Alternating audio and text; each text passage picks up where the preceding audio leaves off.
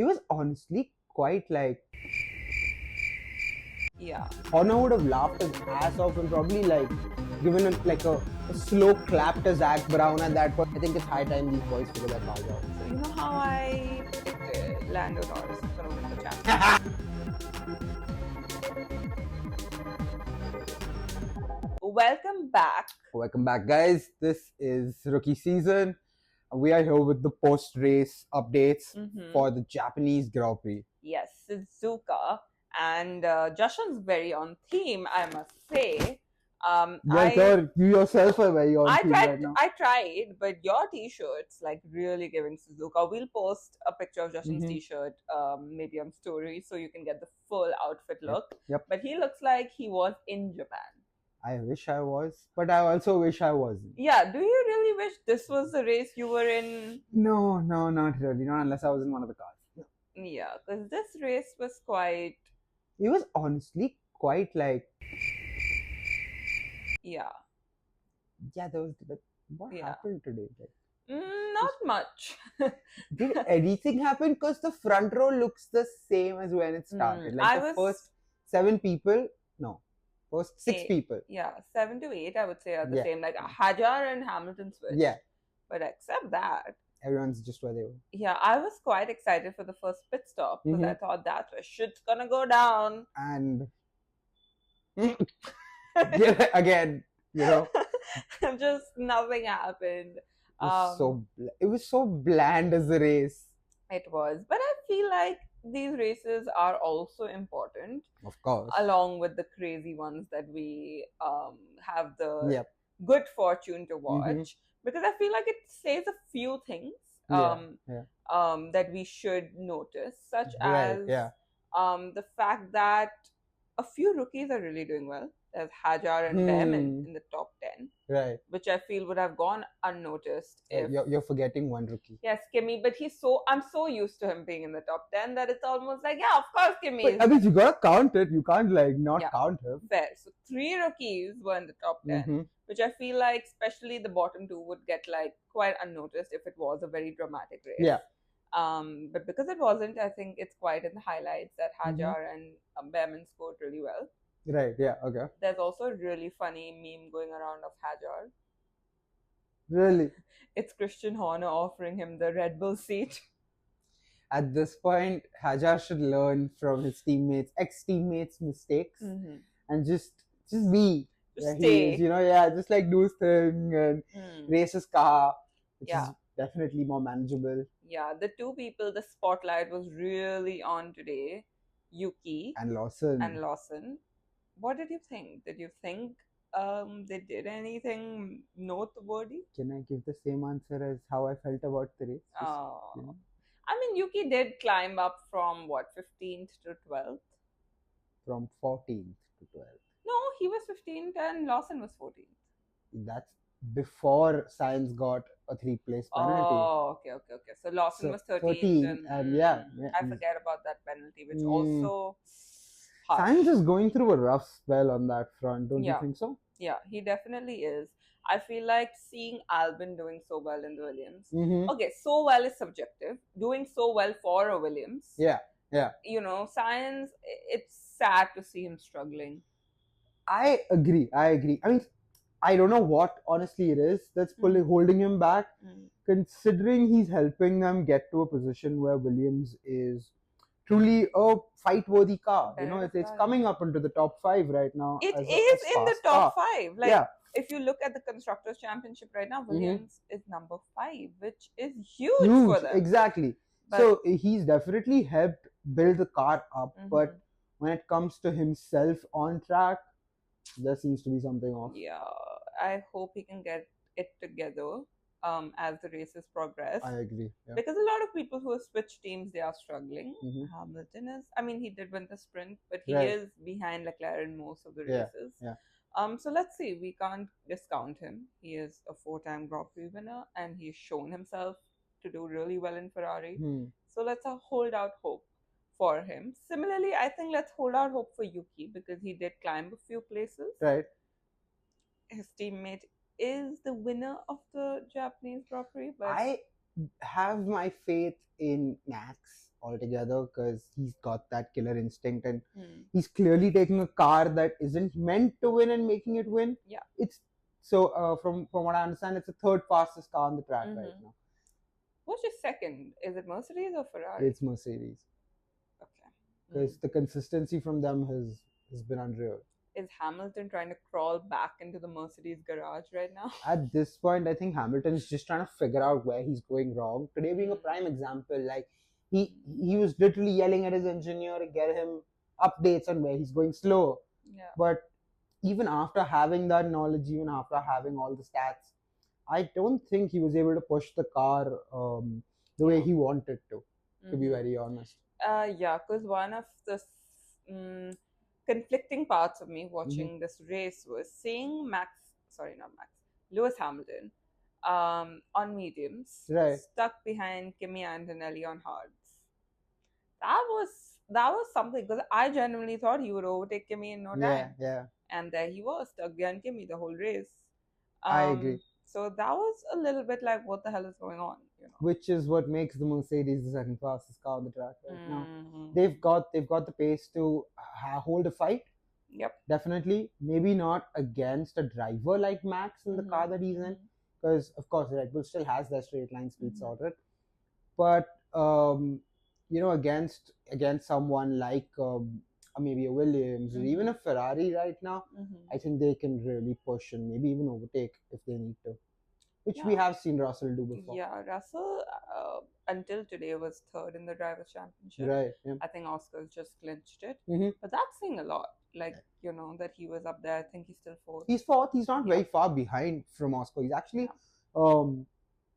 just a few points behind him, and even Verstappen for that matter on second is 1 point behind Norris. 1 point, which is crazy. It's in 3 races there's already been too many different winners. I feel with Max doing so well in the last few years, it was very easy to hate on him. Yeah. And now seeing how well he's doing in a car which he should not be doing so well in, we are all like a little bit in awe. Like, even if we don't want to admit it, we are a little bit in awe. Oh, there's no doubt. Everyone has finally stopped the Max Verstappen is a villain era. The Red Bull is a villain era. It's coming to a halt at this point. Yeah. Because he's showing himself to be not just like an arrogant driver, he's a good driver. He's got the skill for it, and this is coming from someone who just in episode 1 of our own show has said Max is like this and Max is like that. I changed my opinion. I officially changed my opinion on that, and I think he's helped with the way he's been driving, with the way he's been speaking in press conferences off track as well, where he is all about the track. Doesn't care what happens other than that. He didn't even mind the fact that Yuki was the second driver, but he still hated the fact that Lawson wasn't told beforehand. Correct. So yeah, it's things like these that really give me some faith in the fact that these guys aren't really bad guys. Yeah. And the people rooting for them might just have a chance to hold on to their hopes. I agree. And seeing him show emotion after winning, I like that, because I feel like when I started watching last year, the first few races when he was winning, I was just like, why does this man have no reaction to winning? And that used to kind of like make me also not like him. Because I was like, oh, he thinks he's so cool that he doesn't even have to like scream and be happy. But now he does that, which A, tells you how difficult it is to win in that car. And B, I think just makes him more humane, makes him more likable. That's true. Which I like. And with you saying that you've changed your opinion, I also have to admit I've changed my opinion on something. Oh, on something, not on this. Max, a little bit, yes, but something more important. You're not a Leclerc fan anymore? No, I am a Leclerc girl through and through. That's not the problem. So, okay, what are we talking about? So, you know how I predicted Lando Norris is going to win the championship? You can't change that. I'm not changing that. But I'm just saying that I am slowly going from the Lando Norris boat to the Oscar Piastri boat. Yeah. He's proved himself more time and time again. Just more than proved himself. I am seeing his that spark. he's that determined. He's properly determined. That any winner needs to have that spark, like a Verstappen has, like a Hamilton has. Like, you can put them in really difficult conditions, and they will do some miracle out of it. Yeah. And with Australia, we saw that with Piastri, how he made a move on Hamilton last minute and got P9. Even today, like the way he was challenging Norris, it felt like he had way more talent and ability to take on Verstappen. Right. So I'm just a little bit like, this is not good for my prediction. Yep. I'm feeling a little. To be very honest, I'm not very confident about my prediction either. After looking at how papayas have been performing on track, I have started my backflip practice. Fuck that. I should start driving classes too. Yeah. But I think they'll still win. One of them. I think they will still win because I believe in Max. I really do. But he is making the impossible happen right now, which to do for over 24 races is a bit much to ask. It's agree. Difficult. Unless Red Bull gets their shit together. You can't get it together so quickly and so succinctly and sufficiently that you are completely back as the fastest car on track. I don't think it works that easily. On the other hand, though, speaking of like Piastri, firstly, great day for him to gain a new fan. It's his birthday. I know. Happy birthday, Piastri. Okay. You go, boy. But speaking of the McLarens, of course, I do feel like it's time that Zach recognizes who the real front runner of the team's gonna be and start putting him there. Because even today's race, for example, through the last 15 odd laps, we saw Oscar come within less than half a second of Lando, and he didn't take the spot, of course, because team orders don't allow him to at that point. And they tried to play it off even on the commentary saying, oh, he's not reaching his back tires. But you and I both know for a fact that we've seen enough races to know that if he can have that kind of pace, they would have let him ahead, right? Yeah. So now it's coming up to a question of, are they doing it just to protect the fact that he's at 1 point above him? Or do you run for the Constructors' Champion rather than the drivers? This actually brings me to my fail of the... Shall we do our fails? Yeah, of course. I feel like this perfectly lends to the fail for me for this race, which was McLaren's strategy. I think the commentators mentioned this too. Why would they pit Norris and Verstappen in the same lap? When they'd already pitted Piastri. Like they were speaking about how Piastri could have gone for the undercut and then Norris could have stayed out and then Verstappen would be caught behind, like, like whether he should pit or he should not, who should he cover off, which would have been a way better strategy. And secondly, you say that both your drivers are equal, then why not let the faster one switch? Piastri go ahead, and if it doesn't work out, switch them back. I agree. I completely agree. But I believe that and even on the radio, I believe they said, oh, if we find a good gap.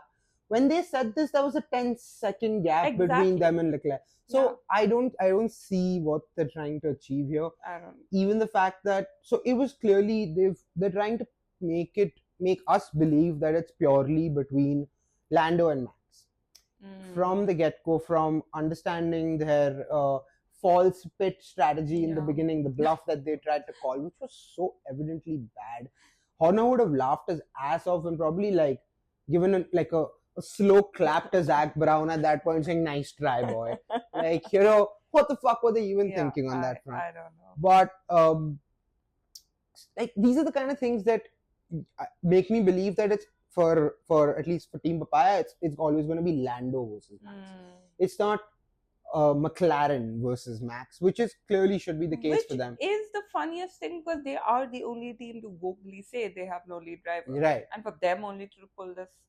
Although one thing to note that I liked that the commentators mentioned, I don't know if Norris would have given the place to Piastri, because from what they were saying, if Piastri did overtake him and then did overtake Verstappen, he would also overtake Norris in the championship. He would. So, Norris might not have given him the place. It would not have benefited him as a driver in any way to give I Piastri agree, but let that be a driver's thing, is what I I agree. would say. See, now let them figure it out on the track within their cars and their best abilities. Let's not make it like a favorite child situation where we're like, oh no, he's younger, let him have the toy right now. You can take it later. No, man. But he's not younger. Isn't Oscar younger? No, I'm giving you a metaphorical example for this. Oops. Okay. And my favorite, talking of young drivers, was the fact that Kimi and Nelly led the race for many, many, many laps. Yep, he's the youngest race leader. Yes, he is. And it was just such a fun thing to watch him leading the race. It really was. Although we all knew that couldn't happen because he had not taken a pit stop, but it was still fun. No, it was a great thing to see. I think he led the track for 3 laps in total. And it was his last chance, firstly, to try and take the title from Max for the youngest winner of a Grand Prix. But to still be the youngest race leader, I'll give it to him. That sounds kind of nice. It's fun to see. And yeah, it's something that you got to keep these titles for the rest of your life, until someone comes ahead and does something better. But I don't think the FIA is breaking the age law anymore.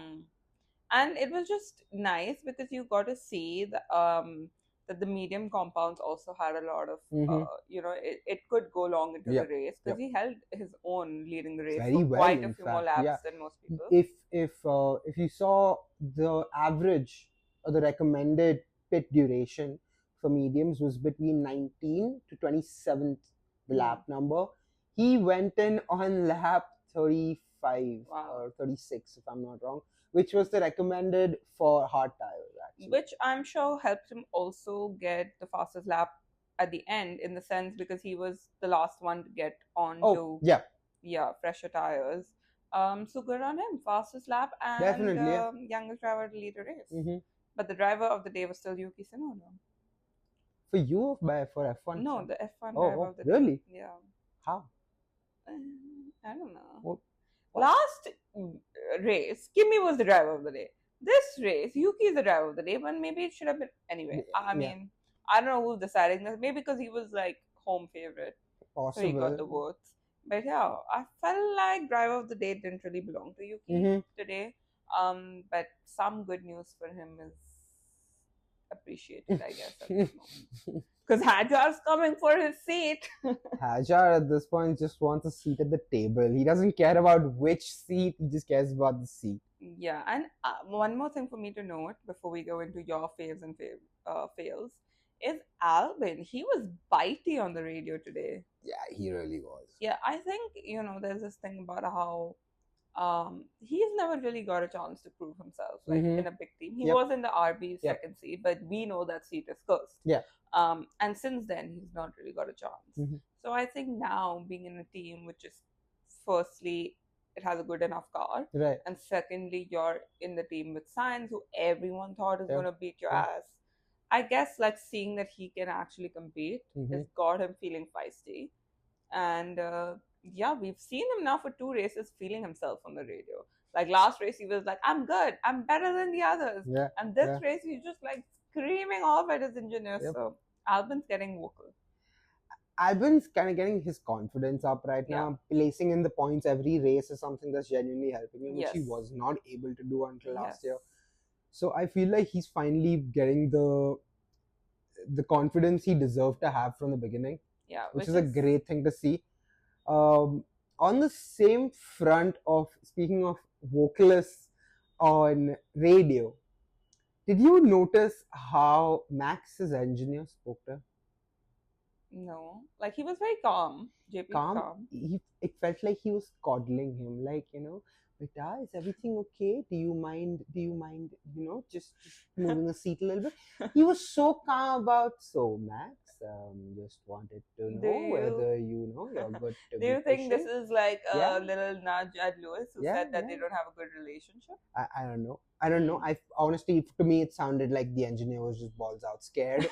And he was being very cautious because Max was first, you want to fuck with him at that point. That's true. What was your fave and fail moment of the race? So my fave moment was actually the same as yours. I really adored the fact that Kimi got some record to break, and he kept he gets something out of this race that he should have really gotten. Played a great race, of course. Leading the track is not something easy. Managing mediums for so long is definitely even harder. So I'll give it a great fucking drive. Fail, on the other hand, has to be the lawnmower incident. Oh.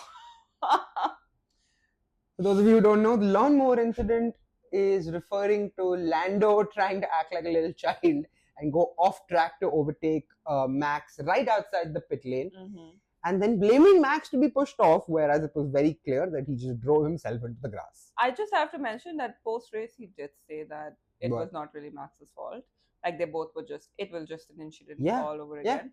But yeah, I'm kind of happy that moment happened because that was the only exciting moment in this whole race. That was the only moment I was not like this. I was just something's happening. Yeah. You know, funny enough, for all the excitement that was built up through FP1, 2, 3, all the red flags, Duhan flying off the track, so many crashes, so many fires. There was nothing today. No fire even. Nothing. It's like, except the land. It was a very clean race. It was just a very, very clean race. Like, I expected the start to be a little nasty somewhere, you know, and considering when I was watching the start, they spoke about how Max and Lando were both kind of towards the inside. They were angled at the start line.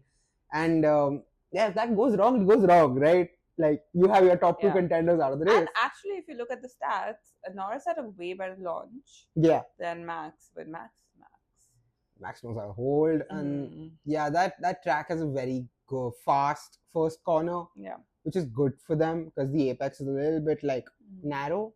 So it's easy for them to take it on and like just drive through it. That's true. It's harder for people to overtake them. Next up, Bahrain. That's going to be fun. Yep, I am excited. It's a night race, right? Yes. Yeah. Which our first night race. So our first night race. Plus, this one's going to be a little more interesting to watch. For two reasons, I would say. One being the entire preseason testing was done on this track. Yes. With these cars and these drivers. True. The second being that the fact that it's a night race might help them with track temperatures, which could also mean less tire degradation, less pit stops, more fun. Yes, and seeing that Sainz was so good in preseason testing, is Bahrain the season he makes a return? I hope. I hope, if nothing, I hope he at least comes into the top 10 and starts scoring his points now. Yeah. Because I say this for him, I say this for Lewis as well. I think it's high time these boys figure their cars out. Ooh, okay. On that note, guys, goodbye, and we will see you next week. See you all with our predictions.